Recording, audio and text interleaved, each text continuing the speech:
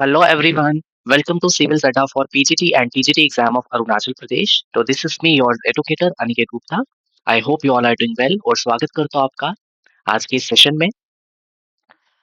आज हम लोग स्टार्ट करने वाले हैं detailed biology course for PGT and TGT post. ठीक है। इसमें जो भी आपका बायोलॉजी सब्जेक्ट है फॉर दीज टू पोस्ट, हम इस सब्जेक्ट को डिटेल में कवर करेंगे। आपको बेसिक लेवल से स्टार्ट करेंगे और एडवांस लेवल तक चलेंगे, राइट। और इसमें जितने भी कॉन्सेप्ट्स आपके बायोलॉजी के अंदर आते हैं, जो हमारे सिलेबस में मेंशन्ड है, उनको हम पूरे अच्छे से हर एक चीज को कवर करने की कोशिश करेंगे। और साथ ही साथ हम लोग एग्जाम को भी देखेंगे, उसको एनालिसिस करेंगे और एग्जाम की जो डिमांड है, किस तरीके के क्वेश्चंस वहां पे आते हैं, चाहे वो हमारा ऑब्जेक्टिव एग्जाम हो, सब्जेक्टिव एग्जाम हो, क्या अप्रोच रहती है उस एग्जाम की, उसको भी हम अपनी क्लासेस में कवर करेंगे। तो क्लासेस में आपको क्या क्या प्रोवाइड किया जाएगा, पीडीएफ नोट्स आपको प्रोवाइड किए जाएंगे जिसमें आपके पास हैंड रिटन मटेरियल और कुछ पिक्चर्स, पिक्टोरिकल रिप्रेजेंटेशंस वहाँ पे ऐड होगी, ताकि आपके जो कॉन्सेप्ट्स हैं वो बिल्कुल क्रिस्टल क्लियर हो जाए। एंड आफ्टर दैट हम इसमें क्वेश्चन प्रैक्टिस भी किया करेंगे। जब भी हमारा कोई टॉपिक कंप्लीट हो, उसके बाद हम कुछ क्वेश्चंस कवर करेंगे, ताकि हम चेक कर सके कि क्या हमने उस पर्टिकुलर टॉपिक में कितनी चीजों को ग्रास्प किया है, राइट। तो ये जो कोर्स है आप सबके लिए बहुत ही बेहतरीन कोर्स रहने वाला है। आप इसमें बहुत से ज्यादा चीजें, मैक्सिमम चीजें जो है वो सीखने वाले हैं, राइट। अब स्टार्ट करने से पहले मैं आपको ले चलूंगा सिलेबस की तरफ। तो this is the whole syllabus. सबसे पहले तो ये वाला जो सिलेबस है यहाँ पर, let me show you. This is the syllabus for the requirement of trained graduate teacher, यानी कि टीजीटी। ये टीजीटी का है, पेपर वन का। अब आप यहाँ पे देख सकते हो, यहाँ पर यूनिट्स मेंशन किए हैं। Unit number one live process से डील करता है, वेरी सिंपल, बहुत ही इंटरेस्टिंग है ये और सिंपल भी है। मैं आपको हर एक चीज कवर करवाऊंगा। यूनिट सेकंड में कंट्रोल एंड कोऑर्डिनेशन के बारे में बात करेंगे, राइट, जिसमें आप एनिमल सिस्टम की भी और प्लांट सिस्टम दोनों की बात करोगे। आफ्टर दैट यूनिट थर्ड में आप लोग फंडामेंटल यूनिट ऑफ लाइफ यानी कि सेल के बारे में डिस्कस करेंगे और अलोंग विद दैट टिश्यूज के बारे में। यूनिट नंबर फोर डील करता है डाइवर्सिटी ऑफ लिविंग ऑर्गेनिजम्स। यहाँ पर आपने पूरा जो प्लांट किंगडम, एनिमल किंगडम, हर एक चीज इस पूरे यूनिट फोर में हमने कवर करनी है। तो पेपर टू में आपके पास क्या है, पेपर टू में जो यूनिट नंबर फिफ्थ इंक्लूड किया है, that is with reproduction, the modes of reproduction, sexual reproduction, asexual reproduction, detail में। देन यूनिट नंबर सिक्स आपका डील करता है हेरिडिटी एंड एवोल्यूशन। यहाँ पर आप जेनेटिक्स और एवोल्यूशन के कॉन्सेप्ट्स को कवर करेंगे। देन हमारे पास unit number seven, that pertains to human health and diseases. तो जितने भी ह्यूमन की हेल्थ रिलेटेड क्या क्या प्रॉब्लम्स है, क्या क्या डिजीजेस हैं, जेनेटिक डिजीजेस हैं, कम्युनिकेबल हैं, एक्वायर्ड है, वो सारी चीजें हम इसमें कवर करेंगे। देन यूनिट नंबर आपका एट है, जहां पर आप बिल्कुल सिंपल कॉन्सेप्ट्स को पढ़ोगे, natural resources, environment, ecosystem, pollution, biogeochemical cycles, biodiversity. तो ये सारी चीजें आप इस यूनिट नंबर एट में पढ़ने वाले हो। और unit number nine, last unit paper two का, इंप्रूवमेंट इन फूड रिसोर्सेज। यहाँ पर आप plant breeding, animal husbandry, intercropping crops, इन सब चीजों के बारे में पढ़ने वाले हो, राइट। तो बहुत ही सिंपल सिलेबस है और हम हर एक चीज को कवर करने की कोशिश करेंगे, हर एक कॉन्सेप्ट को, साथ ही साथ उसके क्वेश्चंस, एवरीथिंग। अब अगर हम बढ़े towards the PGT, this is the, ये जो सिलेबस है ये है पीजीटी के लिए। तो पीजीटी में आपके पास अगेन पेपर वन और पेपर टू है। पेपर वन में आपका डाइवर्सिटी ऑफ लिविंग वर्ल्ड, वही सारी चीजें, एल्गी, ब्रायोफाइट, जिम्नोस्पर्म्स, एंजियोस्पर्म्स, पूरी diversity, animal and plant kingdom दोनों की। Then structural organisation in plants and animals, यहाँ पर आप मॉर्फोलॉजी और एनाटॉमी पढ़ोगे, प्लांट्स की भी एनिमल्स की भी। उसके बाद सेल के बारे में, यूनिट नंबर थर्ड, सेल के बारे में, एंजाइमोलॉजी के बारे में। देन फोर्थ यूनिट आपका डील करता है प्लांट फिजियोलॉजी। तो ये इंपॉर्टेंट है और आज की इस क्लास में हम लोग प्लांट फिजियोलॉजी के ही एक कॉन्सेप्ट को लेने वाले हैं, जिसका नाम है फोटोसिंथेसिस। तो मैं अपनी क्लासेस में सबसे पहले इस कॉन्सेप्ट को लूंगा, इंटरेस्टिंग है और आप छोटी क्लासेस से इसे पढ़ते भी हो और इससे आपका क्या होगा, इंटरेस्ट क्रिएट होगा चीजों के लिए। ओके। इसके बाद नेक्स्ट हमारे पास जो कॉन्सेप्ट यूनिट है, that is unit number fifth, human biology यानी कि ह्यूमन फिजियोलॉजी। जहाँ पर आपने अलग अलग सिस्टम्स की फिजियोलॉजी पढ़नी है, पूरे ह्यूमन फिजियोलॉजी को डिस्कस करना है, चाहे उसकी रिप्रोडक्टिव हो, चाहे उसकी physiological, like excretion, respiration, blood vascular system, everything. Then बात करते हैं पेपर नंबर टू की। पेपर टू का यूनिट वन है sexual reproduction in plants, very interesting, बहुत ही आसान है, इंपॉर्टेंट भी है। देन जेनेटिक्स एंड एवोल्यूशन के बारे में हम इसमें पढ़ेंगे यूनिट नंबर सेकंड में। यूनिट नंबर थर्ड में बायोलॉजी इन ह्यूमन वेलफेयर। अब इसमें आपके पास बहुत सारी चीजें आ जाएंगी कि कैसे हम बायोलॉजी को ह्यूमन वेलफेयर के लिए यूज कर रहे हैं, क्या क्या उसकी एप्लीकेशंस है डे टू डे लाइफ में, नेक्स्ट हमारे पास यूनिट नंबर 4 बायोटेक्नोलॉजी। एडवांस हमारे पास टेक्नोलॉजी है जहाँ पर हम टेक्नोलॉजी को इंक्लूड कर रहे हैं बायोलॉजी में और अलग अलग टेक्निक्स को बना रहे हैं for various purposes. Okay, so ये सारी चीजें हैं हमारे पास, ये पूरा सिलेबस है और बहुत ही अच्छे से हम इसको सिस्टमेटिकली वे से कवर करेंगे, राइट। नाउ अब हम यहाँ पर थोड़ा-सा देखने की कोशिश करें। Yes, this is about me. आप यहाँ से मेरे बारे में पढ़ सकते हो। These are my qualifications and achievements, जहाँ से आप मेरे बारे में पता लगा सकते हो कि how much I am well versed with this particular subject, right. So आज का जो हमारा ये सब्जेक्ट है, हमारा जो बायोलॉजी है, उसमें जो हम पहला कॉन्सेप्ट ले रहे हैं, उसका नाम है फोटोसिंथेसिस। तो this is for PGT and TGT biology. तो ये आपका टीजीटी, पीजीटी दोनों में कवर होगा और हम उस इस अप्रोच से कवर करेंगे ताकि आपके दोनों चीजें कवर हो जाए। ठीक है, कोई भी चीज किसी भी सब्जेक्ट सिलेबस से छूटे ना। ओके, तो चलिए स्टार्ट करते हैं हमारी आज की इस क्लास को। तो चलिए समझते हैं कि फोटोसिंथेसिस क्या है। अब ये कोई ऐसा कॉन्सेप्ट तो नहीं है कि जो आप इसे पहली बार पढ़ रहे हो। आप बचपन से इसके बारे में पढ़ते आते हो कि आपके जो प्लांट्स होते हैं, वो अपना खाना खुद बनाते हैं, सनलाइट को यूज़ करके, कार्बन डाइऑक्साइड को यूज़ करके, वाटर को यूज़ करके, ठीक है? और ये प्रतिक्रिया, ये पूरा प्रोसेस वो तभी कर पाते हैं बिकॉज़ उनके पास एक पिगमेंट होती है और वो पिगमेंट लाइट को ट्रैप करती है। ठीक है? So the process of synthesis of organic food, that is carbohydrates from CO2 and water using light energy trapped by chlorophyll, it is called as photosynthesis. Okay, so photosynthesis, यहाँ पर light की presence में synthesis हो रही है energy rich organic compounds की, जैसे कि कार्बोहाइड्रेट, जैसे कि आपका ग्लूकोज या सुक्रोज, वो बनता है।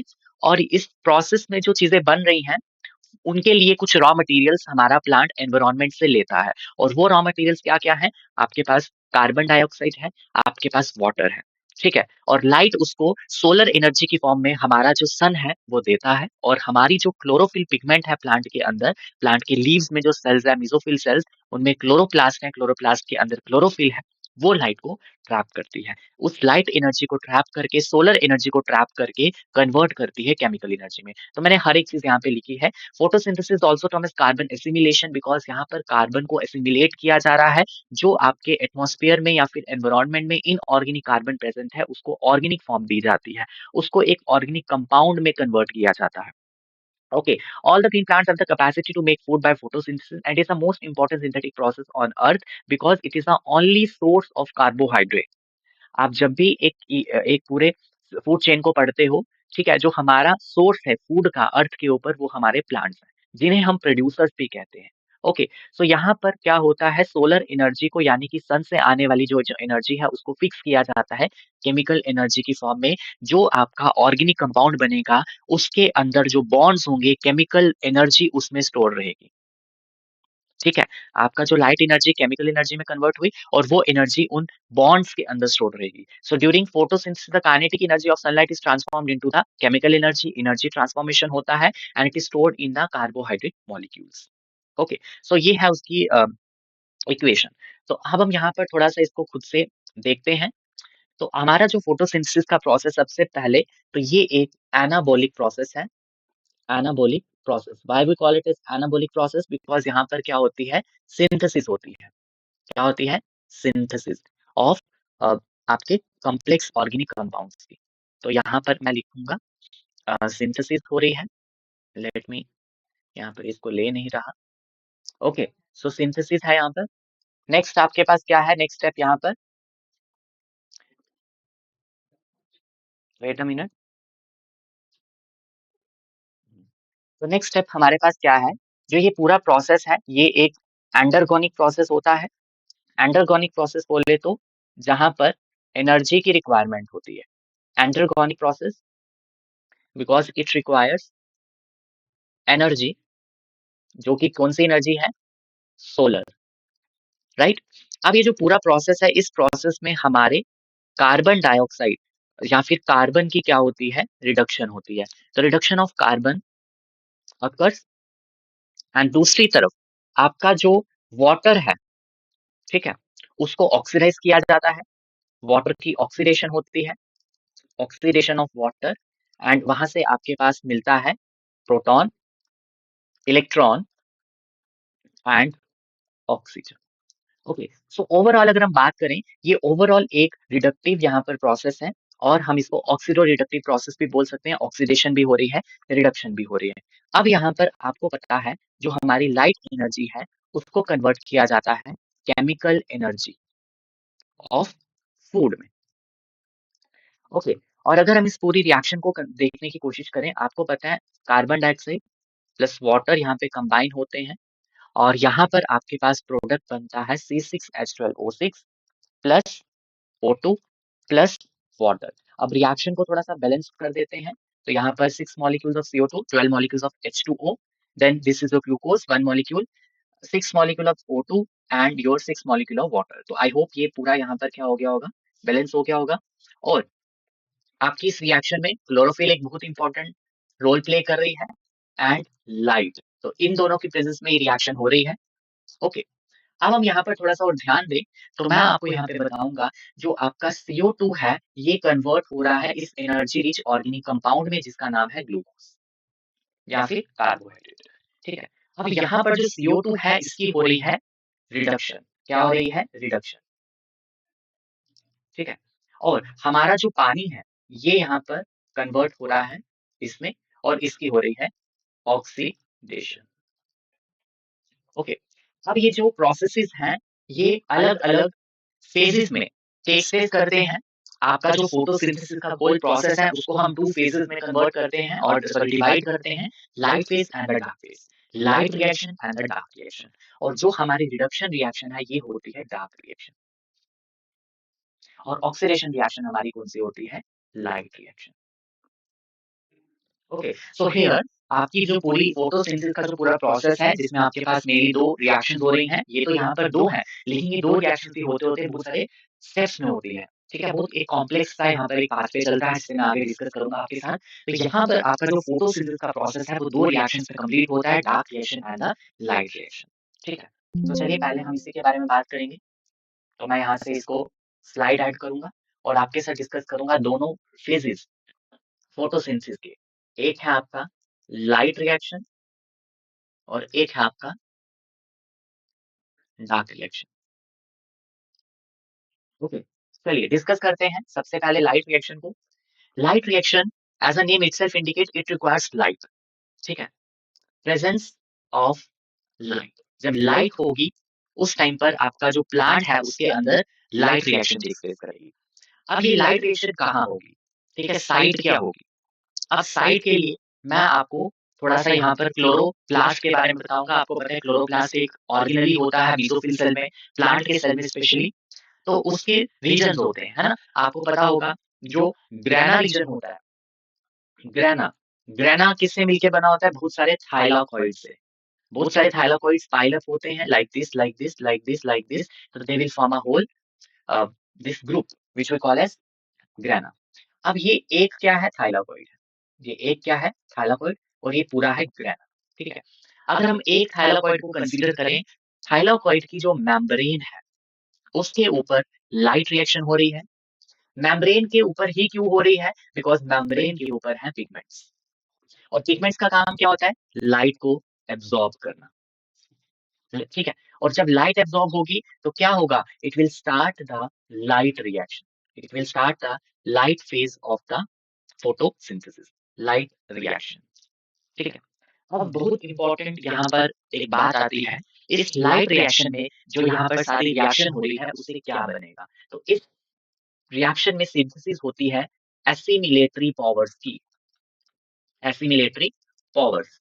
What are assimilatory powers? जैसे कि एटीपी एंड योर NADPH2, जो आगे चल के सेल इसको यूज करेगा, और हमारे कार्बन को रिड्यूस करके organic energy rich organic compounds को बनाएगा। तो these are the assimilatory powers. अब इस केस में किसी भी तरह का खाना, फूड नहीं बनता। कार्बोहाइड्रेट्स इस फेज में नहीं बनते। There is no synthesis of food. इसमें सिर्फ और सिर्फ क्या होगा? एटीपी और NADPH बनेंगे। राइट? सो आई होप यहाँ तक आपको समझ आ गई होगी। अब हम डार्क रिएक्शन की तरफ बढ़ते हैं। अब डार्क रिएक्शन क्या है? मतलब जब प्लांट लाइट को यूज नहीं कर रहा, मतलब इस रिएक्शन को होने के लिए लाइट की रिक्वायरमेंट नहीं है। ठीक है, तो उसे हम डार्क रिएक्शन कहते हैं। अब इसका मतलब ये नहीं कि प्लांट अंधेरे में ये रिएक्शन करता है, नो। प्लांट को लाइट की यूज नहीं कर रहा, लाइट को यूज नहीं कर रहा, और लाइट को बिना यूज करे रिएक्शन कर रहा है और फूड बना रहा है। हमारा जो कार्बोहाइड्रेट है वो इसी रिएक्शन में बनता है। ठीक है। अब यहाँ पर साइट क्या है, किस जगह पे होता है क्लोरोप्लास्ट की? तो साइट है आपके पास स्ट्रोमा।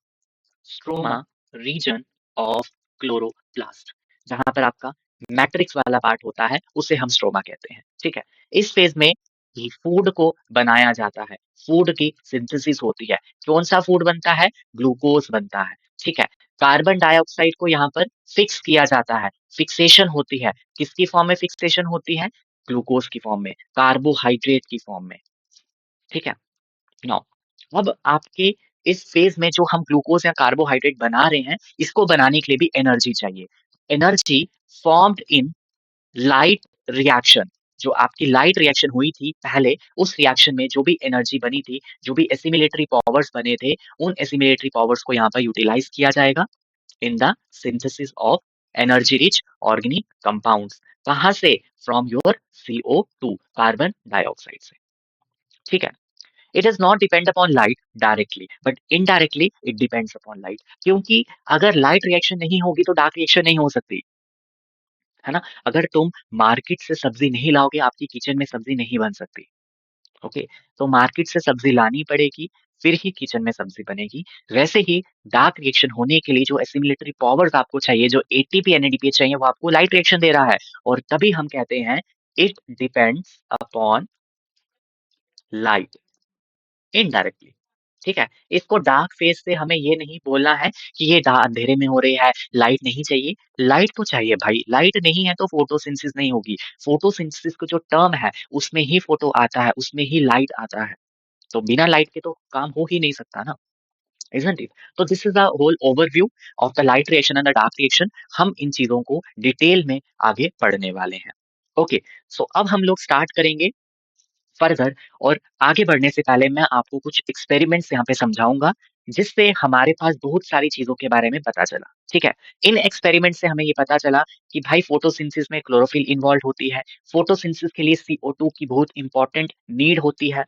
क्लोरोफिल पिगमेंट कहाँ होती है? First visible product of photosynthesis क्या होता है? ठीक है। कौन कौन से रीजन ऑफ लाइट में, जो आपके पास विजिबल रीजन होता है लाइट का, उसके कौन से लाइट में फोटोसिंथेसिस ज्यादा होते हैं, मतलब इन सभी को यहाँ पर एक्सपेरिमेंट्स के थ्रू हमारे सामने रखा गया था। तो हमारे पास जो पहला एक्सपेरिमेंट निकल के आता है, इसका नाम है वेरीगेटेड लीफ एक्सपेरिमेंट। तो समझेंगे ये वेरीगेटेड लीफ एक्सपेरिमेंट एक्चुअली है क्या। तो मैं यहाँ पर एक पौधा ले आया हूँ आपके लिए, और इस पौधे में जो पत्ता है, ये पत्ता कैसा है? इस पत्ते का नाम है वेरीगेटेड लीफ। क्या नाम है? Variegated leaf. और इसी नाम से इस एक्सपेरिमेंट का भी नाम पड़ा था। बट इस वेरीगेटेड लीफ वो लीफ होता है जिसमें दो हिस्से होते हैं, इसके दो पार्ट होते हैं। ठीक है। एक इसका होता है नॉन ग्रीन पार्ट, और एक इसका होता है ग्रीन पार्ट। आपने बहुत सारे ऐसे पत्ते देखे होंगे जिस पत्ते में आपको वहां पर कुछ हिस्सा ग्रीन दिखेगा, कुछ हिस्सा नॉन ग्रीन दिखेगा। नॉन ग्रीन हिस्सा बोले तो क्लोरोफिल वहां पर नहीं है, ग्रीन बोले तो क्लोरोफिल वहां पे प्रेजेंट है। क्लोरोफिल एक ग्रीन पिगमेंट है। Variegated leaf. अब आपने क्या किया, इस वेरीगेटेड लीफ को इस वेरीगेटेड लीफ को 24 आवर्स तक रखा। और 24 आवर्स में आपको पता है दिन भी होता है और रात भी होती है, 12 घंटे दिन और 12 घंटे रात, है ना? 24 आवर्स के बाद आपने यहाँ पर इस लीफ को डिप किया। Leaf dipped in ethanol. किसमें डाल दिया आपने? इथेनॉल में। इथेनॉल एक आपका ऑर्गेनिक सॉल्वेंट है। ठीक है। इथेनॉल में जब आपने इस लीफ को डिप किया, तो इथेनॉल ने यहाँ पर क्या किया? इथेनॉल ने डिसॉल्व कर दी सारी क्लोरोफिल। क्या कर दी? इथेनॉल ने सारी क्लोरोफिल यहाँ पर डिसॉल्व कर दी। जैसे ही क्लोरोफिल यहाँ पे डिसॉल्व हुई, तो आपका पत्ता यहाँ पर कैसा हो गया? डीकलराइज्ड लीफ हो गया। मतलब उसका जो रंग था वो सब वहां से निकल गया, डीकलराइज्ड लीफ हो गया। ठीक है। अब आपने इस डीकलराइज्ड लीफ के ऊपर आयोडीन का सॉल्यूशन डाला। आयोडीन का सॉल्यूशन आपको पता है येलो कलर का होता है। आयोडीन का जब आपने इसके ऊपर सॉल्यूशन डाला, तो हमारा जो पत्ता था उसने एक ब्लू कलर यहाँ पर दिया। उसने क्या कलर दिया? ब्लू कलर दिया। तो यहाँ पर ये थोड़ा सा ब्लू ब्लू हो गया और वो गाना गाने लगा, ब्लू है पानी पानी पानी, ठीक है। तो यहाँ पर आपके पास आ गया ब्लू कलर, ठीक है। और बाकी का जो हिस्सा था वहां पर कोई भी कलर नहीं आया, नॉट शो ब्लू कलर, ठीक है। यहाँ पर जो इसका अगर हम प्रॉपर कलर देखें तो वो ब्लू ब्लैक होता है, ठीक है। तो आप ब्लूइश ब्लैक कलर आपको मिलेगा, और यहाँ पर आपको कुछ हिस्सा ऐसा था जहां पर आपको ब्लू ब्लैक कलर नहीं दिखा, ठीक है, कुछ ही हिस्से में दिखा। तो यहाँ से हमने ये बोला कि blue black colour on the leaf is because of the starch. Iodine वहां पर रिएक्ट करता है स्टार्च के साथ, और वहां पर जो एक फाइनली एक जो प्रोडक्ट बनता है वो ब्लू कलर का होता है। ओके, सो ब्लू कलर का आना मतलब स्टार्च है। स्टार्च कहाँ से आया? ग्लूकोज से आया। ग्लूकोज कहाँ से आया? फोटोसिंथेसिस से आया। फोटोसिंथेसिस हुई यानी कि वहां पे क्लोरोफिल प्रेजेंट थी, ठीक है। तो हम यहाँ पर इसको समराइज करेंगे और आपको एक कंक्लूजन भी यहाँ पर देंगे। क्या कंक्लूजन था? कंक्लूजन ये कहता है कि जो आपके पास ब्लू ब्लैक कलर आया है यहाँ पर लीफ के ऊपर, वो किस वजह से है, किस कारण से है? बिकॉज ऑफ द स्टार्च, ठीक है। ये एक्सपेरिमेंट आप लोग 12th में करते हो, 11 12th में भी करते हो, ठीक है। और जो आपका नॉन स्टार्च एरिया है उसमें no appearance of blue black colour, ठीक। ओके, सो यहाँ पर अगर हम इसको और ज्यादा फर्दर इलेबोरेट करें, ठीक है, इलेबोरेट करें अगर हम इसको, तो हम क्या देखेंगे, यहाँ देखिए जरा, यस, देखिए आपके पास एक पत्ता था, पत्ते का ग्रीन पार्ट था और नॉन ग्रीन पार्ट था, ठीक है। पत्ते के ग्रीन पार्ट में क्या था? क्लोरोफिल था। इसमें क्लोरोफिल नहीं था। क्लोरोफिल था तो क्या हुई? फोटोसिंथेसिस हुई। क्लोरोफिल नहीं था तो नो फोटोसिंथेसिस, ठीक है, फोटोसिंथेसिस नहीं हुई। फोटोसिंथेसिस हुई तो ग्लूकोज बना, ग्लूकोज कन्वर्ट हुआ स्टार्च में, स्टार्च में कन्वर्ट हुआ। तो यहाँ पर जब हमने आयोडीन सोल्यूशन इसको दिया, जब हमने यहाँ पर आयोडीन का सोल्यूशन दिया, I2 का सोल्यूशन यहाँ पर डाला, तो कलर क्या आया निकल के? कलर आया ब्लू ब्लैक, ठीक है। और दूसरी तरफ ग्लूकोज नहीं बना, स्टार्च नहीं बना, यहाँ पर ब्लू ब्लैक कलर नहीं आया। तो आयोडीन सोल्यूशन यहाँ पर भी हमने डाला था। तो this is a variegated leaf experiment from which हमें ये पता चला this the role of chlorophyll in photosynthesis. तो मैं यहाँ पर इसको लिखूंगा ऐसे करके। तो इससे हमें पता चला role of chlorophyll in photosynthesis. Okay, so ये यहाँ से हमें पता चला। अब हम नेक्स्ट बढ़ते हैं, और नेक्स्ट एक्सपेरिमेंट हमारे पास क्या है? मोहल का एक्सपेरिमेंट, सॉरी मोल्स का एक्सपेरिमेंट, MOLL, ठीक है। मोल के एक्सपेरिमेंट में क्या हुआ? इसका एक्सपेरिमेंट कौन सा था? Half leaf experiment. और ये वाला जो एक्सपेरिमेंट है ये हमें बताता है role of CO2 in photosynthesis. समझेंगे कैसे? ध्यान दीजिए, अगेन एक और मैं एक छोटा सा पौधा लेके आऊंगा, ठीक है, उस पे एक लीफ लगा हुआ है, ठीक है। और हमने क्या किया, इस लीफ को आधा एक जार से कवर कर दिया, ठीक है। एक हमने यहाँ पर जार ले लिया, तो यहाँ पर मैं इसको थोड़ा सा बनाने की कोशिश करूंगा, ठीक है। ये एक जार है जिस जार से हमने आधा पत्ता इसके अंदर कवर कर दिया और बाकी वाले पत्ते को बाहर रख दिया। अब इस जार में हमने एक कॉटन रखा, ये कॉटन है, और cotton soaked with KOH, potassium hydroxide, ठीक है। पोटेशियम हाइड्रोक्साइड से हमने इसको सोक कर दिया। अब KOH यहाँ पे क्या करता है? KOH क्या करता है? एब्जॉर्ब करता है CO2 को। जितना भी कार्बन डाइऑक्साइड वहां पे होगा उसको वो एब्जॉर्ब करेगा, ठीक है। अब आपका जो पत्ता है इसका एक हिस्सा अंदर है और एक हिस्सा बाहर है। अब हम दोनों को यहाँ पर देखेंगे। जो इनसाइड है वहां पर CO2 उसको नहीं मिलेगी। मिलेगी क्यों नहीं मिलेगी? क्योंकि QH है, QH जितनी भी CO2 है उसको क्या कर लेगा? एब्जॉर्ब कर लेगा, तो इसको CO2 नहीं मिलेगी। लाइट मिल रही है, लाइट तो बराबर है, लाइट यहाँ से आ रही है, वो तो इसमें से भी पास ऑन होगी, ठीक है। क्लोरोफिल है वहां पर है, बिल्कुल है, ठीक है। लेकिन फोटोसिंथेसिस वहां पे हो रही है? बताओ मुझे, फोटोसिंथेसिस वहां पे नहीं हो रही, ठीक है। फोटोसिंथेसिस नहीं हो रही तो नो ग्लूकोज, ग्लूकोज नहीं है, स्टार्च भी नहीं है, स्टार्च नहीं है। तो जब आप इसके ऊपर I2 का सॉल्यूशन डालोगे, आयोडीन का सॉल्यूशन डालोगे, तो आपको किसी भी तरीके का ब्लू ब्लैक कलर नहीं मिलेगा। No blue black colour. अगर हम बाहर वाला लीफ देखें, inside leaf and outside leaf में CO2 भी है, लाइट तो मिल ही रही है, क्लोरोफिल भी है, ठीक है?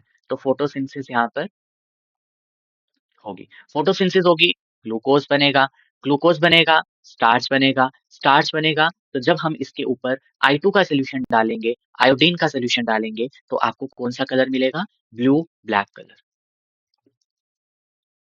ब्लू ब्लैक, ठीक है? तो ये आ गया आपका ब्लू ब्लैक कलर, इसने इसका नेगेटिव टेस्ट दिया, ठीक है? तो दैट मीन्स क्या हुआ? बताओ? यहाँ पर हमने ये देखा कि CO2 is very much important for the process of photosynthesis. जहाँ पर CO2 नहीं थी, वहाँ पर फोटोसिंथेसिस नहीं हुई, ठीक है? लेकिन एक यहाँ पर इम्पोर्टेंट चीज़ निकल के आती है, जो आप ये प्लांट यहाँ पे यूज़ कर रहे हो, वो कैसा होगा? डी-स्टार्च्ड प्लांट। मतलब उसमें पहले से कोई भी स्टार्च नहीं होना चाहिए। जितना भी स्टार्च वो उसमें पूरा बना है, क्योंकि अगर हम इस प्लांट को एज़ इट इज़ यूज़ करेंगे, तो कुछ थोड़ा बहुत स्टार्च बना ही होगा। पहले की भी तो फोटोसिंथेसिस हुई होगी, लेकिन आपको क्या करना है, प्लांट को प्लेस करना है डार्क में बिफोर परफॉर्मिंग द एक्सपेरिमेंट। आपने उसको अंधेरे में रख देना है, ताकि जितना भी फोटोसिंथेसिस वहाँ पे हुई है, जितना भी स्टार्च वहाँ पे बना है, वो सारा यूटिलाइज़ हो जाए और आपका प्लांट डी-स्टार्च्ड हो जाए। उसमें एकदम बिगिनिंग से स्टार्ट हो, ठीक है ना? तभी आप इसके रिजल्ट्स को ले पाओगे, अदरवाइज़ आपको रिजल्ट्स नहीं मिलेंगे। ओके, तो पहले आपने सारा स्टार्च को खत्म करना है, फिर एक नए से शुरुआत करनी है। ओके, तो इसे हम कहते हैं डी-स्टार्च प्लांट। चलिए आगे बढ़ते हैं। तो इस एक्सपेरिमेंट से हमें पता चला carbon dioxide is very much important for the process of photosynthesis. Next आपके पास है जोसेफ प्रिस्ले का एक्सपेरिमेंट। जोसेफ प्रिस्ले ने जो है हमारे एक चूहे को यूज किया, ठीक है? इसने भी चूहे को यहाँ पर थोड़ा सा परेशान किया। समझते हैं कैसे। जोसेफ प्रिस्ले ने अपने एक सेटअप में कैंडल ली, चूहा लिया, ठीक है? कैंडल, चूहा और मिंट प्लांट और बेल जार, ठीक है? अब समझते हैं, मैं यहाँ पर थोड़ा-सा इसको बनाऊँगा। ये बेल जार है, ठीक है? इस बेल जार के अंदर यहाँ पर जल रही है एक मोमबत्ती, यानी कि कैंडल, ठीक है? दिस इज़ अ कैंडल और यहाँ पर हमारा बैठा है चूहा, ठीक है? ये है हमारा माउस। अब आपको पता है, जो हमारा कैंडल है, जब ये जलती है, कंबशन होती है, तो उससे क्या निकलता है? CO2। अब ये एनिमल है, माउस जब रेस्पिरेशन करेगा, ब्रीथिंग करेगा, इन्हेल एंड एक्सहेल करेगा गैसेस का, तो वहाँ से वो एक्सहेल करेगा CO2। ठीक है? तो आपका ये जो जार है, इस जार के अंदर क्या-क्या होगा? यहाँ पर ध्यान देंगे सभी लोग। इस जार के अंदर आपका जो कैंडल है, वो क्या दे रहा है? CO2। माउस क्या दे रहा है? CO2। O2 है यहाँ पर? O2 एब्सेंट है, ऑक्सीजन एब्सेंट है। ऑक्सीजन एब्सेंट है, कैंडल क्या हो रही है? जल रही है, एक्सटिंग्विश, जलती रहेगी और एक टाइम ऐसा आएगा, आपकी जो कैंडल है, वो यहाँ पर जलती रहेगी और एट द एंड क्या होगा? चूहा, आपका जो माउस है, उसकी मृत्यु हो जाएगी, मर जाएगा। क्यों मरेगा? Because of the suffocation. वो थोड़ी इस ऑक्सीजन डेफिशिएंट एटमॉस्फेयर में रह सकता है। रह सकता है कोई? ये देखो, यहाँ ये बहुत खुश है, नाच रहा है, पर कुछ समय के बाद जैसे ही कैंडल यहाँ पर हुई खत्म, कैंडल एक्सटिंग्विश हुई, उसके बाद वो इतनी ज़्यादा CO2 बन जाएगी, बेचारे की मृत्यु। देखो, टाटा बाय-बाय, RIP हो गया इसका, है ना? अब नेक्स्ट तरफ बढ़ते हैं, एक और एक्सपेरिमेंट है यहाँ पर, दूसरा सेटअप बनाते हैं बेल जार वाला और इसको समझते हैं। अब बेल जार में उसने क्या किया, अगेन कैंडल रखी, जलती हुई कैंडल, मोमबत्ती और आपका चूहा है यहाँ पर। बट उसके साथ-साथ यहाँ पर उसने एक मिंट प्लांट को भी रख दिया, ठीक है? Mint plant, okay. अब हुआ क्या, आपकी जो कैंडल से CO2 निकलती थी, वो ये प्लांट ले लेता था। यहाँ से जो CO2 निकलती थी, वो प्लांट ले लेता था। इन रिटर्न प्लांट क्या देता था? O2 देता था। क्या देता था? O2, ऑक्सीजन, प्राणवायु, ठीक है ना? तो प्राणवायु जब इसको मिलेगी चूहे को, तो चूहा क्या करेगा? नाचेगा, है ना? वो थोड़ी मरेगा। वो तो चाहेगा कि अब तो मैं नाचूँगा, देखिए यहाँ पर, यू कैन सी, देखिए इसमें आपका जो माउस है वो सर्वाइव करेगा एयर में, क्योंकि वो हवा प्यूरिफाई की जा रही है प्लांट के द्वारा, है ना? सो यहाँ पे आप देख सकते हो, इस केस में जो आपका CO2 है that is purified bye O2। ठीक है, हम यहाँ पे लिखेंगे CO2 rich air is purified bye O2, और इस एनवायरनमेंट में जो आपका माउस है उसकी बल्ले बल्ले हो जाएगी, वो वहां पे सरवाइव करेगा। तो यहाँ से हमें ये पता चला, अब ये जो O2 है वो कहाँ से आ रहा है, वो प्लांट से आ रहा है। कहाँ से आ रहा है, प्लांट से आ रहा है। तो इससे हमें ये पता पता चला कि प्लांट्स क्या करते हैं, प्यूरिफाई करते हैं हमारी एयर को, उसमें से CO2 को खत्म करके क्या देते हैं, O2 देते हैं, और उसको प्यूरिफाई करते हैं। उसको जो है एनिमल्स के लिए या अदर लिविंग ऑर्गेनिज्म्स के लिए, उस दूसरे ऑर्गेनिजम्स को जिंदा रहने के लिए उस हवा को वैसे बनाते हैं, है ना, प्यूरिफाई करते हैं। तो this was the Joseph Presley experiment, एक बार एनसीईआरटी से पढ़ लेना, तो वहां पर यही समझाया हुआ है। ओके, और ये एक्सपेरिमेंट से ये पता चला था कि Presley discovered oxygen in the 1774। तो मैं यहाँ पे लिख देता हूँ, he discovered the oxygen in 1774। मतलब इस एक्सपेरिमेंट के थ्रू उसने पता चला कि प्लांट से ऑक्सीजन आती है, और वो ऑक्सीजन कौन यूज करता है, एनिमल यूज करता है। ठीक है, आगे बढ़ते हैं। इग्नेन इंगन हाउस एक्सपेरिमेंट को पढ़ते हैं। जैन इंगन हाउस एक्सपेरिमेंट, जो कि 1730 से 1799 के टाइम पर इन्होंने दिया था। ठीक है, ओके। तो देखो इसमें क्या होगा, ये अगेन क्या कहते हैं, plants purify air, plants purify air. Plants क्या करते हैं, प्यूरिफाई एयर को प्यूरिफाई करते हैं, किसमें, in the presence of light, presence of light. अब इन्होंने क्या किया, इन्होंने एक एक्वेटिक प्लांट लिया जिसका नाम होता है हाइड्रिला। ठीक है, ये है एक जार, बेल जार, जिसके अंदर इन्होंने एक्वेटिक प्लांट को ग्रो करवाया।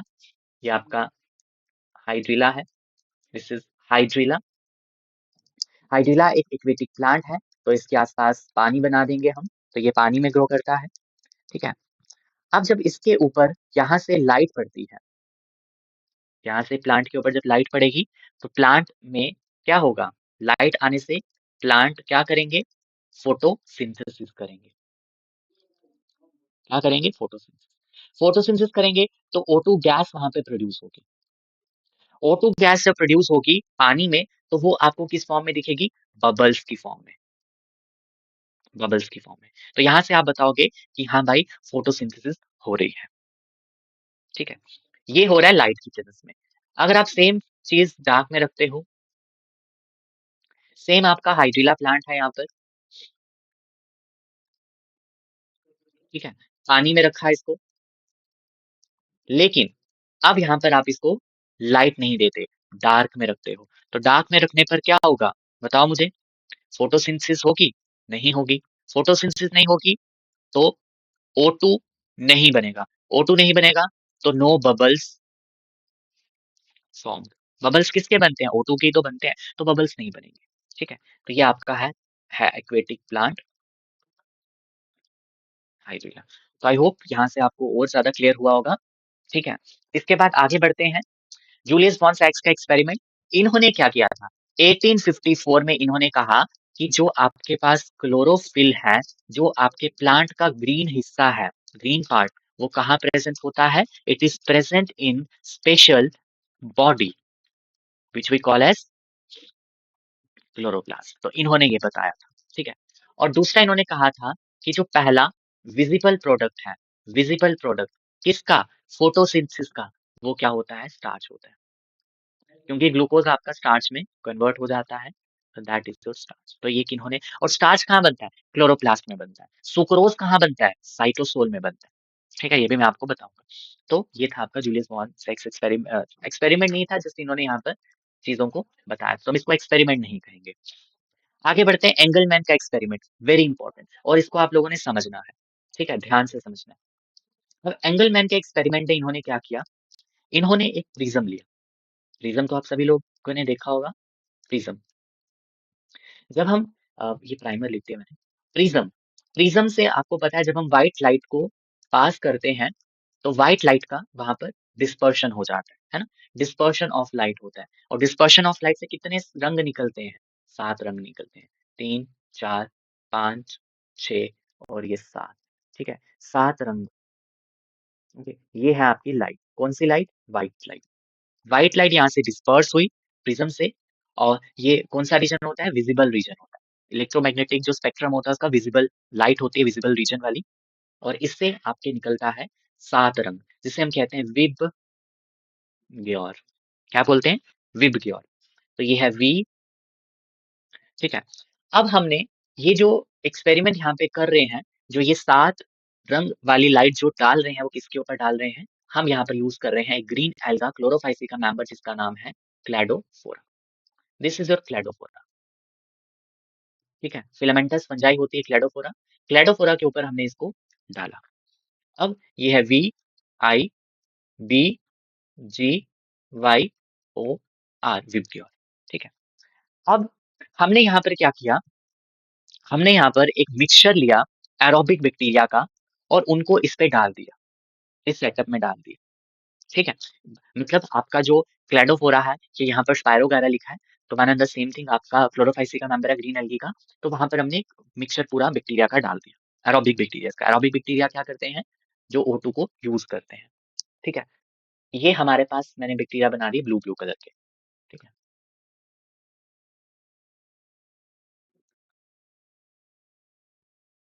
ठीक है। ये बैक्टीरिया हैं जो हर एक लाइट वाले रीजन में अपने आप को एग्रीगेट कर रहे हैं। क्यों एग्रीगेट कर रहे हैं? क्योंकि हर रीजन से क्या निकल रहा है? O2 निकल रहा है। 1 2 3 4 5 6 7 O2, ठीक है। O2 निकल रहा है, यानी कि इन सब में क्या हो रही है?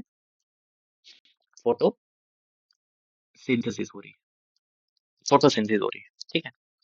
अब हम यहाँ से ये चेक करेंगे कि बैक्टीरिया सबसे ज्यादा किस रीजन में है। जो आपके विबग्योर वाली लाइट पड़ रही है क्लैडोफोरा के ऊपर, और उसके उससे O2 निकलेगी, और बैक्टीरिया यहाँ पे कौन से हैं? Aerobic bacteria. I will write over here aerobic bacteria, aerobic bacteria, जिनको ऑक्सीजन बहुत पसंद है, ठीक है। जब हम इनको देख रहे हैं, हमने ये देखा कि मैक्सिमम बैक्टीरिया अपने आप को एग्रीगेट कर रहे हैं रेड लाइट वाले रीजन में, जहां पर रेड लाइट है, और दूसरा ब्लू वाले रीजन में, ठीक है, जहां पे आपका ब्लू लाइट है। तो हम यहाँ पर लिखेंगे मैक्सिमम बैक्टीरिया हेयर, एंड यहाँ पर मैक्सिमम बैक्टीरिया, ठीक है। तो मैक्सिमम बैक्टीरिया यहाँ पर क्यों है? क्योंकि यहाँ पर ज्यादा O2 बन रही है, ठीक है। तो मैक्सिमम O2 प्रोडक्शन, और इसको रिलेट करेंगे मैक्सिमम रेट ऑफ फोटोसिंथेसिस पे।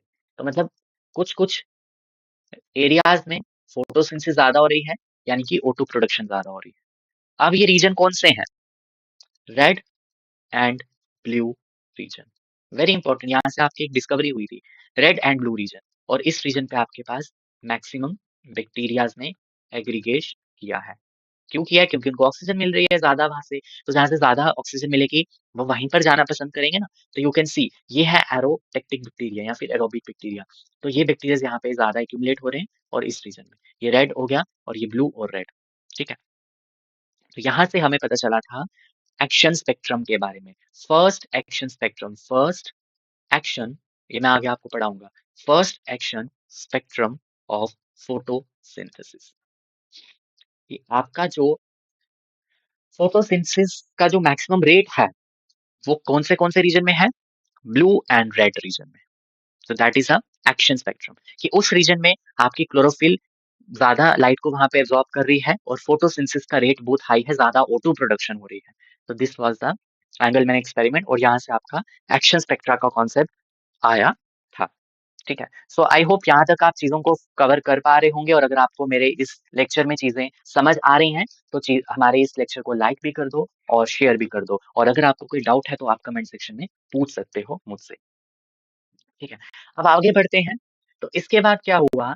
By the end of by the end of 19th century, or we can say that middle of 19th century, by the middle of 19th century, by the middle of 19th century, क्या देखने को मिला?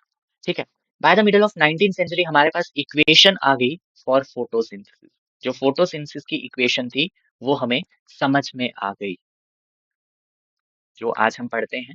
आपको पता है equation, तो उसको मैं लिखूंगा CO2 plus water gives us C6H12O6 plus यहाँ पर O2 as a by product.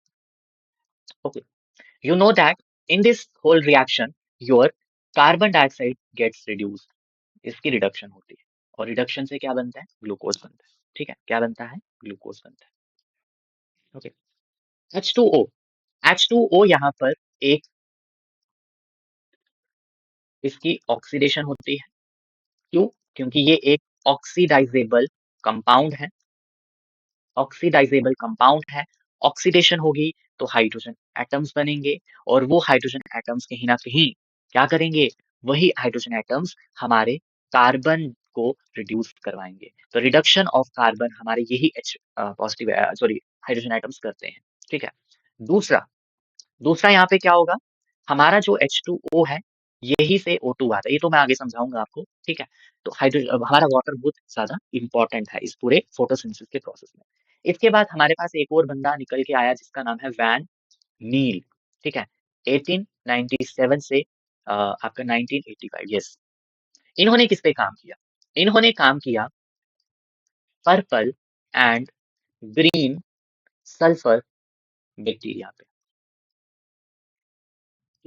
और मैं आपको बता दूं, ये जो पर्पल और ग्रीन सल्फर बैक्टीरियाज होते हैं, इनके अंदर भी फोटोसिंथेसिस होती है क्योंकि इनके पास पिगमेंट्स होते हैं, लेकिन इनकी फोटोसिंथेसिस कैसी होती है, एनऑक्सीजनिक, एनऑक्सीजनिक। इनकी फोटोसिंथेसिस में oxygen as a byproduct नहीं निकलता है क्योंकि ये वाटर को as an hydrogen donor use नहीं करते, ये उसकी जगह कुछ एसिड्स को, जैसे हाइड्रोजन सल्फाइड है, इनऑर्गेनिक कंपाउंड्स को यूज करते हैं। ठीक है, let me show you. H2 S की एग्जांपल ले लेते हैं, हाइड्रोजन सल्फाइड प्लस CO2, ये बनेगा आपका ग्लूकोज CH2ON प्लस सल्फाइड। ठीक है, जो आपका यहाँ से रिलीज हो जाएगा प्लस H2O। सो यहाँ पर जो ऑक्सीडाइजेबल कंपाउंड है वो हमारा एक यहाँ पर इनऑर्गेनिक कंपाउंड है, ऑक्सीडाइजेबल कंपाउंड, जो क्या कर रहा है, हाइड्रोजन एटम दे रहा है और ये हाइड्रोजन एटम हमारे कार्बन डाइऑक्साइड को रिड्यूस कर रहे हैं, रिडक्शन ऑफ कार्बन कर रहे हैं। ठीक है, और जब आप ब्लू ग्रीन एल्गी या प्लांट्स की फोटोसिंथेसिस पढ़ते हो, ब्लू ग्रीन एल्गी और प्लांट्स की फोटोसिंथेसिस में क्या होता है, blue green algae and plants में जो फोटोसिंथेसिस होती है वो ऑक्सीजनिक होती है।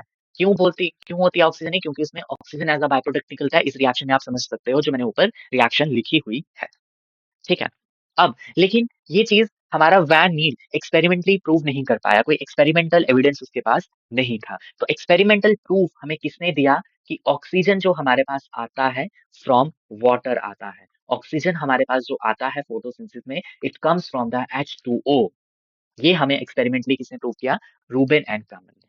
क्या किया इन्होंने, इन्होंने यहाँ पे रेडियो आइसोटोपिक स्टडीज की, हैवी सॉरी हैवी आइसोटोप यहाँ पर इन्होंने लिया ऑफ ऑक्सीजन। कौन सा वाला, O18, O18। CO2 वाला जो ऑक्सीजन था वो सिंपल था, 16 वाला था, लेकिन वाटर का जो ऑक्सीजन था वो 18 वाला था। उनको ट्रेस करना था कि जो लास्ट में O2 as a by product आता है वो कौन सा है, क्या वो कार्बन डाइऑक्साइड का है, क्या वो वाटर का है। तो this thing they want to trace, तो for this purpose they have used a heavy isotope of oxygen that is O18 and they have experimentally prove that कि O2 comes from water not from the CO2। Okay, तो देखो, glucose plus O2 18। ठीक है, तो ये वाला O2 हमारे पास कौन सा आया, रेडियो आइसोटोप। ठीक है, ये रेडियो आइसोटोप आया, तो यहाँ से हमें पता चल गया कि ये यहाँ से इसका। Okay, so this is all about the experiments. आपके एक्सपेरिमेंट्स यहाँ पे खत्म होते हैं और इन एक्सपेरिमेंट्स के थ्रू हमने कितनी सारी चीजें सीखी है ना, जो आप लोग भूल भी गए होंगे बहुत सारे लोग कि किसने किया था। आपसे क्या बताइए, इंटरव्यू में पूछ लें कि आप बताओ भाई, जो एक्सपेरिमेंटल प्रूफ था कि O2 जो हमारे फोटोसिंथेसिस में आता है, क्या वो CO2 से आता है या H2 से आता है, पता तो होगा आपको H2 से आता है, लेकिन वो किसने किया था, रूबेन एंड कैमन ने। ठीक है, तो ये चीजें आपको पढ़नी है, आपने सिर्फ एग्जाम के लिए ही प्रिपेयर नहीं करना है, आपको इंटरव्यू के लिए भी प्रिपेयर करना है ना। With all these experiments will stop over here and rest of the things will cover in the next class. I hope आज हमने जो भी चीजें कवर की हैं आपको वो समझ में आ गई होंगी। If you have any kind of doubt you can ask me in the next class. चलिए, will stop over here. Thank you everyone. Thanks for watching and take care. Have a nice day. Bye.